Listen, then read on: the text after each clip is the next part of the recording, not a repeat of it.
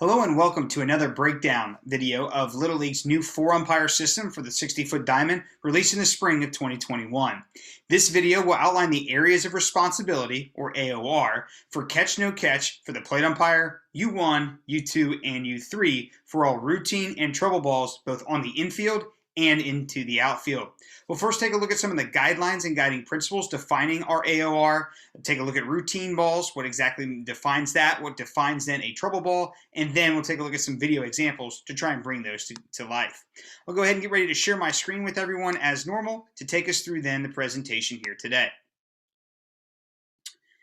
Now, areas of responsibility will generally be divided into thirds, as I'm sure many of you guys have probably used in your 4-umpire systems prior to this point, but we do want to at least provide some guidelines and some general things to consider as we go ahead and take a look then at our trouble balls or our routine balls to the outfield and into the infield. So let's go ahead and take a look at the areas of responsibility assigned to each umpire.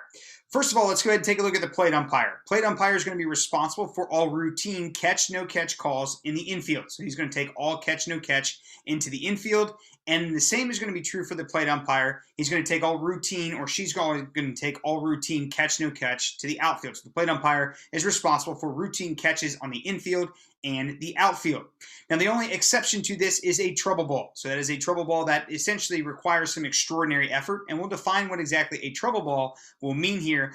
Generally one that requires a fair foul decision, extraordinary effort, or something of that nature here. Those will actually belong to the base umpires. Nonetheless, here we have then routine fly balls to the infield and routine fly balls to the outfield assigned to the plate umpire in the 4-umpire system on the 60-foot diamond. Now, I want to make sure that we understand the difference here between a routine and a trouble ball. A routine ball is defined here on the left here for us, about a ball that requires ordinary effort by the fielder attempting to make a play on the ball. And that routine ball can either be a base hit, a fly ball to the infield, or to the outfield. A trouble ball, on the other hand, meets one of four criteria. Number one, it may require extraordinary effort. So if a fielder is charging hard in, hard backwards, to the sides, that is extraordinary effort. We should have our base umpire taking that responsibility then in the area of responsibility, which we'll show here in just a second. If two or more fielders are converging on the same fly ball, we need to have one of our base umpires out on that as well in their zone of coverage or their area of responsibility. If a ball threatens a boundary, whether that is the fence for a home run or potentially even a ground rule double, or if we could have a fence interfering with or potentially coming into play, or even a tarp coming into play with someone's ability to make a play on a ball as well. So anything that threatens a boundary of the playing field should also then have a wing umpire or the second base umpire out on it, or a fly ball then within 20 feet of the line. So those four criteria will require a base umpire to track and chase a fly ball in their area of responsibility, in their AOR. If it, number one, requires extraordinary effort, secondly, has two or more fielders converging on the same fly ball, third, threatens the boundary, either the home run fence or otherwise, and then lastly, then a fly ball that will all require or necessitate one of our base umpires in their area of responsibility to go ahead and track and chase that fly ball. Now let's go ahead and take a look here at the diagram so that we understand the fly ball coverage here situation. If we take a look at U1 here, he or she has the lighter shaded region. So as you see, U1 is going to have the right fielder coming any direction towards the right field line, or coming towards that line. So any movement from the right fielder towards that line would belong then to U1. That is his or her area of responsibility. And on a trouble ball, in that area of responsibility, U1 should go out and track and chase that fly ball. Now, U2 has the vast amount of territory, and U2 is going to have this territory regardless of where he or she is positioned in B or C, or regardless of the situation of the base runners. So as we see shaded in red, U2 is going to be responsible for the right fielder, straight in and straight back, all the way then to the left fielder, straight in and straight back.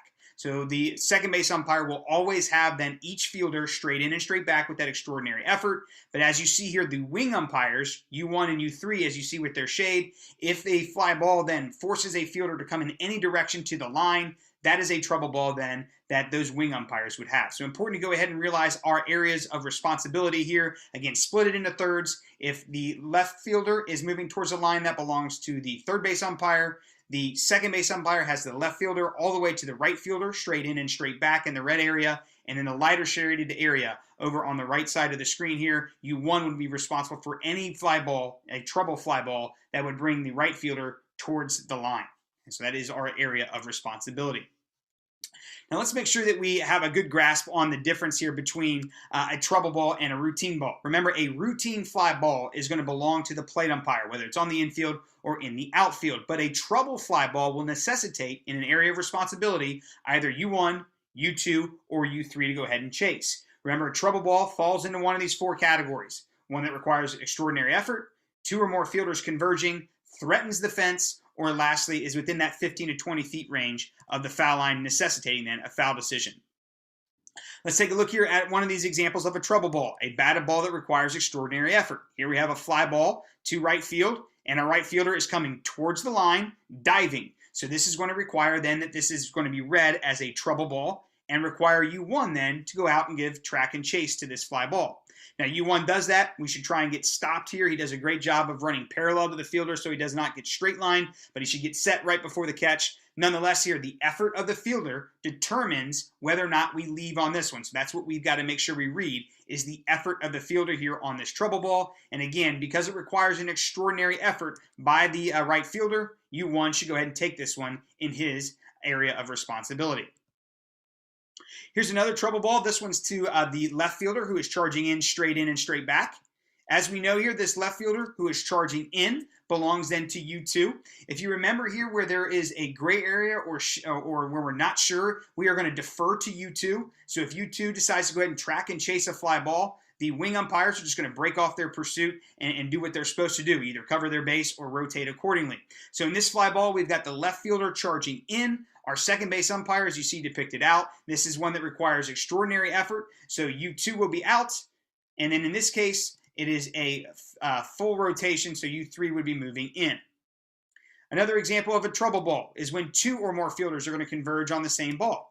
Again, pause, read, react. A little bit of a tweener here. You've got the shortstop and second baseman converging.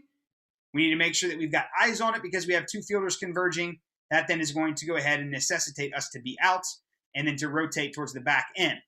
Okay? So again, a batted ball resulting in two or more fielders to make a play on the same ball, that's going to be labeled a trouble ball. And if it's in your area of responsibility, if it's in your AOR, you should go out and track and chase it. Another example of a trouble ball here again, two fielders charging in on it. We've got our center fielder moving hard to his left. We've got the right fielder moving hard to his right. So converging fielders, ball in the air, our second base umpire is out. That is in his area of responsibility, and then all other umpires would rotate. Another example of a trouble ball is one that threatens the boundary. Here we have a home run that threatens obviously the fence. So we should be out on that and then rotate accordingly. Another fly ball here in this situation that's going to be caught on the warning track. Again, it threatens the fence. So we need to make sure that we are out on this fly ball as well. As we see here with our second base umpire, then everyone else would rotate and move accordingly. The last category for us to go ahead and put in with trouble ball that would necessitate a base umpire, U1, U2, or U3, to give track or chase if it is in his or her area of responsibility, is another one that threatens the fence or, as we see here, an otherwise boundary. Here we have a fly ball down the down the right field line. And as you see, this is going to drift closer to the boundary. This would be an appropriate track and chase, especially if we had a tarp, for example, on the field. Okay, so track and chase is necessary if the ball is going to get us to a boundary, as we saw with the home run fence in the previous two clips. And then here, towards the side, if we get something that has a tarp along that line, or if this ball was a little bit closer to the fence line, we'll want to make sure that we're giving track and chase to that one as well. Last category at the fly ball is within 20 feet of the line. This umpire does a great job of reading this one. Ball is in the air. He gives chase to it, gets set completely, sees the catch, points fair, and then goes ahead and makes his out call. And so we have a trouble ball then, one that is within 20 feet of the line. Another great example, getting belt buckle on the line here for this one. And then again, this is going to be required for us to go out on if it is within 20 feet of that line. Now that'll go ahead and wrap things up here for coverages over fair foul coverages in the 4-umpire system. We'll be back with more training videos breaking down Little League's new 4-umpire system here released in 2020. Thank you for your attention. We'll catch you next time.